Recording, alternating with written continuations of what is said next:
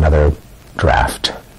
Typically then send it to my editor at the publisher, get her comments or his comments, and then we'll put it through two more drafts, again, a chapter, then back to the beginning of the chapter to smooth and polish what I just wrote. And then I'll take one more pass through the entire book from beginning to end to sand down the rough edges, to make early parts consistent with later parts, just to feel good about the quality of the prose of the whole thing. And this doesn't count, by the way, the other drafts subsequent to that I do when I get it back from the copy editor, who goes over every last comma and italics, and will often give me feedback of passages that she doesn't understand, or that she disagrees with, or that she thinks are badly expressed. So in the end, it's actually even more than 6 drafts.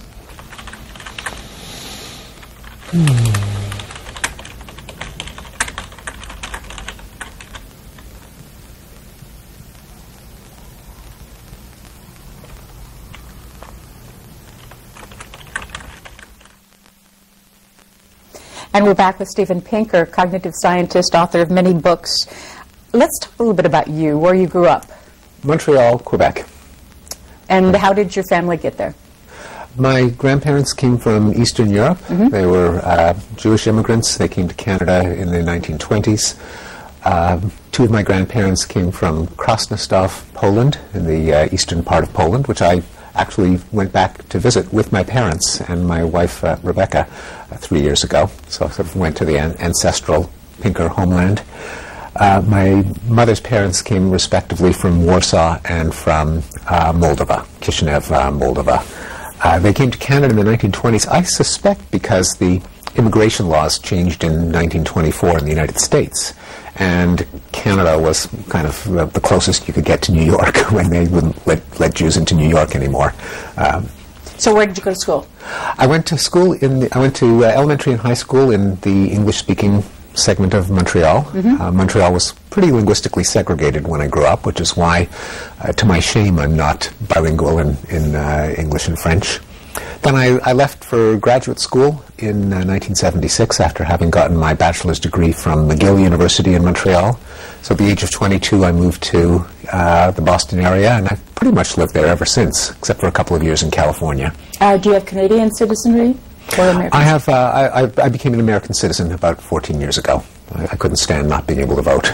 What kind of, what are your siblings like? Who are they? Oh, my sister Susan is 3 years younger than me, and she is also an author. She's a Canadian journalist who has a column in the Globe and Mail, one of Canada's national newspapers, and recently wrote a book called The Sexual Paradox on the different career trajectories of boys and girls when they become men and women. Mm-hmm. My brother Rob, my sister's name is Susan, my brother Rob is a policy analyst for the Canadian government. He lives in Ottawa, and he works with the Privy Council, the advisory body to the Canadian government. And are your parents still alive? My parents are still alive. My father, Harry, who just turned 80, is retired, but he worked as a lawyer and as in real estate and in sales in various combinations in various times in his life. My mother was a high school guidance counselor, and they called her Pink the Shrink, and then became the vice principal of the high school, also retired. You wrote someplace about the fact that your parents had kind of midlife career changes and what impact that had on you. They did. My mother, like many women of her generation, did not have a career, early on, got her bachelor's degree and immediately contributed to the baby boom in the 1950s, and then got, understandably, restless, and her great talents were not being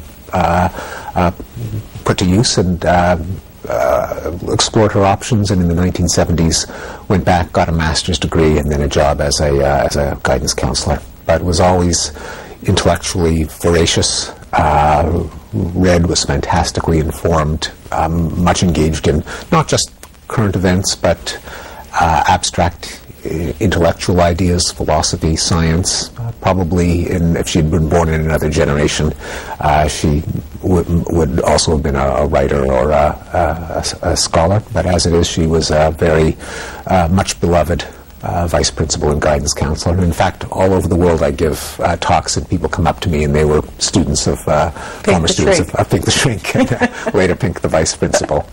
And your own family? Are you married? I'm sorry. Go ahead. Yeah, my father. My father got a law degree, didn't practice at first, but then decided, after a successful career in running apartments and motels, and decided to reopen a law practice in his, I think, when he turned 50, and then had many years of practicing law before he retired. So there's hope for us, right? Yes, right.